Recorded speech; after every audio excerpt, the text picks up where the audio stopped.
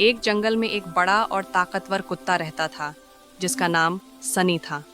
सनी को शिकार करना बिल्कुल पसंद नहीं था। वह बस खाकर आराम करना चाहता था। दूसरी तरफ उसी जंगल में एक छोटी और फुर्तीली बिल्ली रहती थी जिसका नाम मीना था।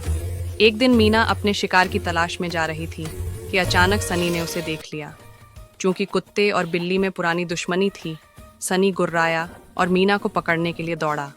मीना डर गई, पर उसने हिम्मत नहीं हारी। वह फुर्ती से भागी, लेकिन सनी बहुत बद्धा और तेज था। जब सनी बिल्कुल उसके पास पहुंच गया तो मीना रुकी और बोली, रुको सनी, मेरी बात सुनो।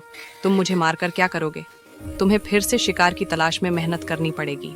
सनी रुका और बोला, तो क्या करूं? मुझे भूख लगी है। मीना ने कहा, अगर तुम मुझे छोड़ दो तो मैं तुम्हारे लिए रोज खाना ला सकती हूँ। तुम्हें शिकार के लिए भटकना नहीं पड़ेगा। तुम्हें बस यहाँ आराम करना होगा। यह सुनकर सनी को लगा कि यह तो बहुत अच्छा सौदा है। उसे बिना मेहनत के खाना मिल जाएगा। उसने सोचा, बात तो सही है, आराम से खाने को मिलेगा। सनी ने मीना को छोड़ दिया और वादा किया कि जब तक वह रोज खाना लाती रहेगी वह उसे कुछ नहीं कहेगा। अगले कुछ हफ्तों तक मीना रोज जंगल में घूमती और खरगोशों और हिरणों का बचा हुआ मांस इकट्ठा करके सनी के लिए लाती रही। सनी को आराम करने की इतनी आदत हो गई कि वह दिन भर सोता रहता। धीरे धीरे बिना मेहनत के खा खा कर वह मोटा और आलसी हो गया। उसकी भागने और शिकार करने की आदत लगभग खत्म हो गई थी। मीना यह सब देखती रही और मन ही मन मुस्कुराती रही। एक दिन मीना जानबूझकर कोई खाना लेकर नहीं आई। जब सनी को बहुत तेज भूख लगी तो वह मीना पर चिल्लाया, मीना, मेरा खाना कहाँ है?